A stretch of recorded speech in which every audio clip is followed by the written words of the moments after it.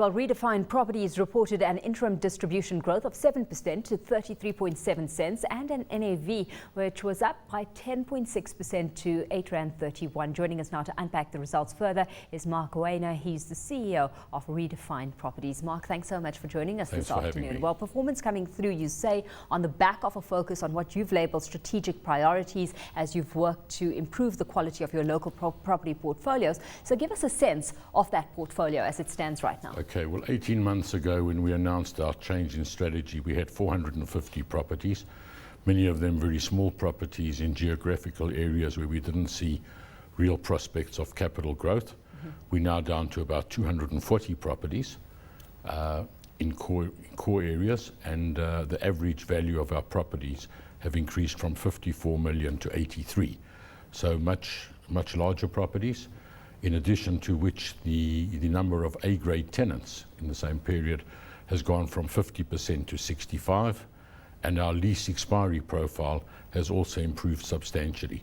So whereas this half year we've had to renew 540,000 square meters of space with an 82% retention rate, next year it will be under 400,000 for the full year.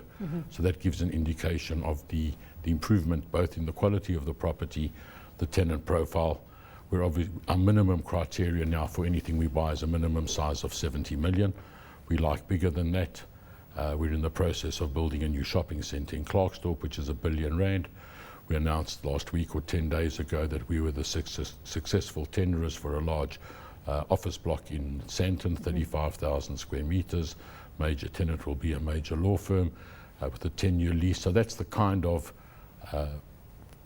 place where we're taking our portfolio. To what extent has that shift now triggered a shift in your geographical footprint and exposure in that regard? Well, at the moment we've reduced we want to be in the Cape, Western Cape, KwaZulu-Natal and Gauteng. We only now have 7% of our portfolio in areas other than that, and that's predominantly retail, which in the main we're happy to stay with. There will be some smaller properties being sold. Our cleanup is largely complete. It's now just a question of every now and then recycling capital on the odd property where we see growth being muted.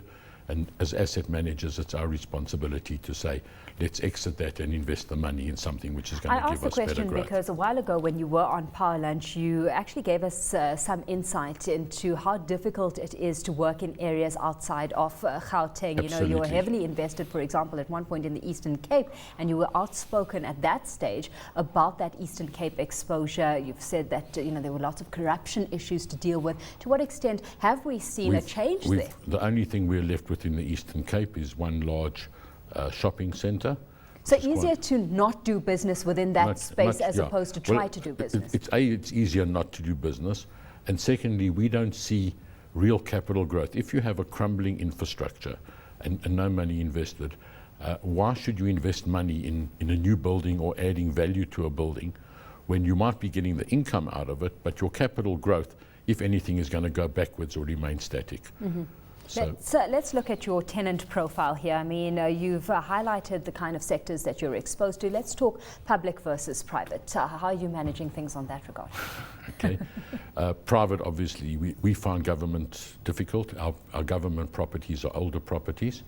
We don't qualify for the public works BEE credentials.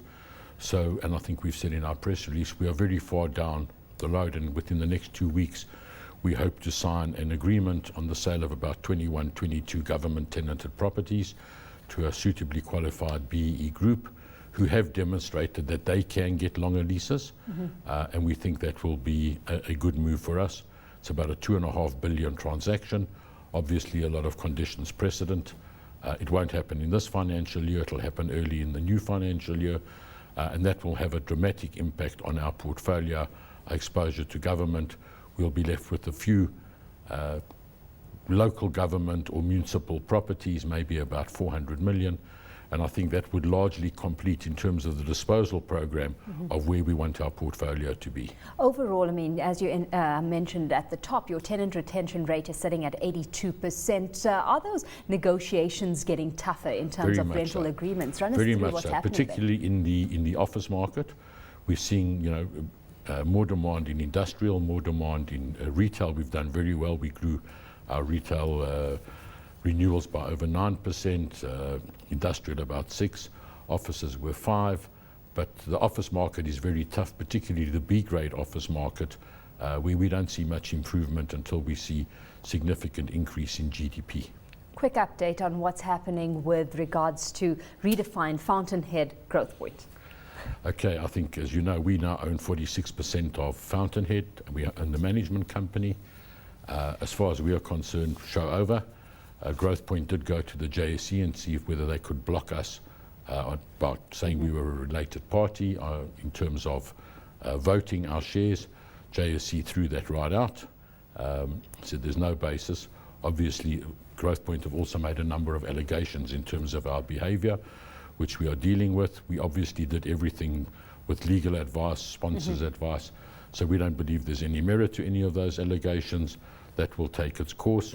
I don't know where Growth Point can go from now. They can try and appeal the JSE decision, but you know, as far as we are concerned and the independent board, it's now business as usual. Let's add value and let's get some value out of what we've paid.